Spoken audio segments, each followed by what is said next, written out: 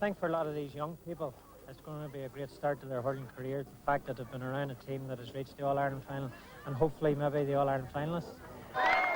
Casement Park and the well-wishers have turned up in their thousands. It's a special moment for one player, Donal Armstrong. He follows in the footsteps of his father, who played in the 46 final, and Kevin is there to see him off. Croke Park may have seemed like 100 years away to these hurling fans, but right now it's just 100 miles down the road. And in a little over 24 hours, it'll be Antrim in the All-Ireland final again. They can now really believe it. Antrim are on their way. It's been 18 years, and we've never failed to win All-Ireland in a decade, and this is our last year to do it. These kids around home, I mean, I barely remember last time, although I was at the All-Ireland, I was only 9 or 10 years of age, so there's kids going around 17, 18 years, teenagers that don't ever remember Tip to win All-Ireland, so I think it's something that the responsibility is on the players to rectify that situation. We're going to win this match. We're going to win this match. And have you all got tickets? Yeah. Loads. I think it'll be a good old game, you know, but I don't fancy Cliftonville at all. Hopefully, Terry. Hopefully. How many points? 10. We are the Sovereign County and we're going to make our mark. We'll take the Liam McCarthy Cup to Antrim from Croke Park. There will be celebrations in the city and the glen, and we'll shake the hands of everyone. We are Jim Nelson's men. Yes, we'll shake the hands of everyone. We are Jim Nelson's men.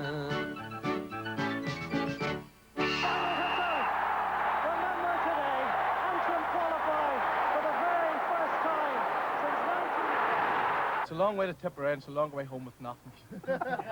You're absolutely certain. George, as true as you're a man from the north, we're going to bring it home. Keep the cameras there, we've a big cup to come back with.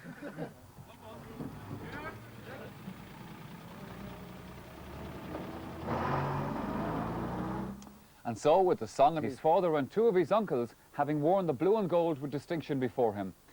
Well, by Monday afternoon, the reality of being the All-Ireland champions at last was beginning to sink in with the Tipperary team, while Antrim, by contrast, were coming to terms with the disappointment of having lost the final. However, the camaraderie of the traditional post-All-Ireland luncheon on Monday helped to bridge the gap between winners and losers. Some of the Tipperary fans found their way to the Royal Hospital in Kilmainham to congratulate their heroes, as Bobby Ryan reflected on their hour of glory. Words can't really describe how I feel. Just waking up this morning feeling that we have actually finally broken that barren 18 years, and realising that you yourself have captained it and led that team to victory. It's a marvellous feeling. All-Ireland champions again. There's a lot of work to be done, and we sort of realise now what standard we have to attain to win an All-Ireland. It's an experience that you can only gain by losing, and it's a hunger now that the team will probably gain because of lost. And so, as the Tipperary team took their places at the official function, Antrim formed a guard of honour, recalling, I'm sure, that they'd been the recipients of the same accolade from Offaly a month earlier. Inside the Great Hall then, and some imposing figures peer down from the walls of this former British Army hospital, now host to sportsmen exemplifying all that is most essentially Irish. Amongst them, King Billy himself. I wonder what he made of it all. But this is the chance for sporting rivals to meet in a more relaxed way. John Kennedy from Tipperary and Terence McNaughton from Antrim. And meanwhile, at table 31, the meeting of 2 hurling dynasties, the Bonners from Cashel, Connell the younger, Colin and Cormac, and the Donnellys from Ballycastle, Terry, Desi and Brian, probably discussing how they all managed to get enough tickets for family and relations. After the meal, the GEA president, John Dowling, paid tribute to both teams. This morning, I want to say to Tipperary, well done, congratulations, you were worthy All-Ireland champions. And I want to compliment each and every one of you for also, again, your marvellous sportsmanship yesterday. To the losing team Antrim, I would say to you, go home proud of the magnificent part that you played in a magnificent occasion. And there was congratulations also for Offaly, winners of the minor final, with the hope that Clare would soon have their day, and one other pleasant task to be performed.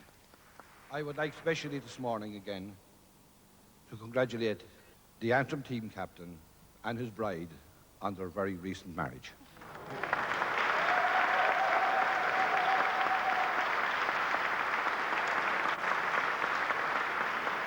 Well, soon the first Ulster bus was heading north, but some of the Antrim players remained a little longer to continue friendships newly founded, especially between the men at opposing ends on Sunday. That was Niall Patterson of Antrim and the Tipperary keeper, Ken Hogan.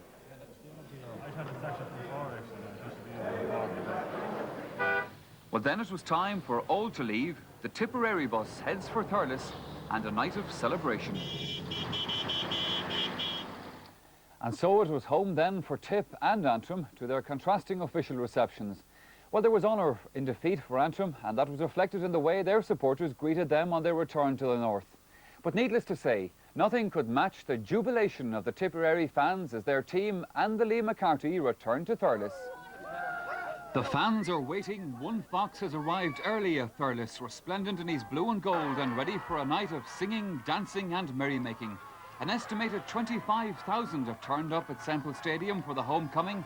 There are thousands more downtown, but this is the place to be. The team coach has slipped in a back road and Bobby Ryan and his teammates are back at last, tightly clutching that precious piece of silverware missing for so long from the Tipperary hurling sideboard. Whatever the debate about the £5 entrance charge on Monday night, the people of Tipperary were not going to miss out on a night like this. You'd be forgiven for thinking that this was more of the celebrations, but in fact this scene was happening 180 miles away. Casement Park in Belfast, the Antrim homecoming. And even in defeat, Kieran Barr and his teammates have clearly not been forsaken by their tremendous supporters on this night. It's a display of loyalty clearly appreciated by players determined to make it up to them someday. Well, meanwhile, back in Thurles, the party continues, and it seems that everyone wants to be a Tipperary man tonight.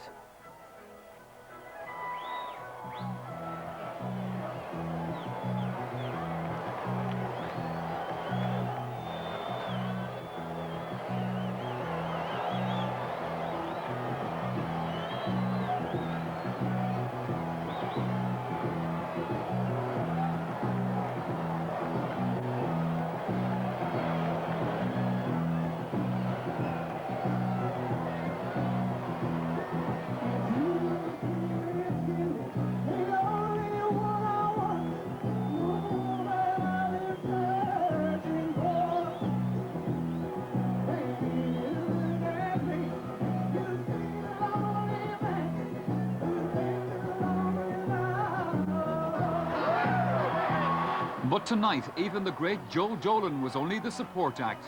Here come the real stars of the show, introduced by Tipperary Hurling Board PRO and the MC for the evening, Liz Howard.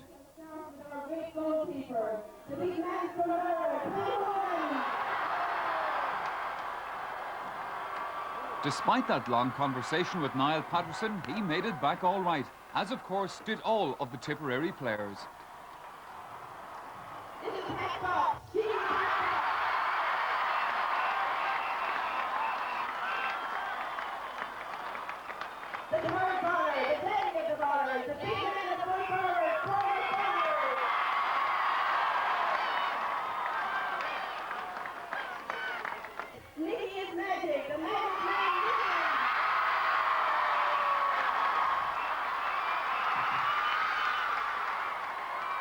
But yet to come, Tipperary's favourite double act, Bobby Ryan and Liam McCarthy.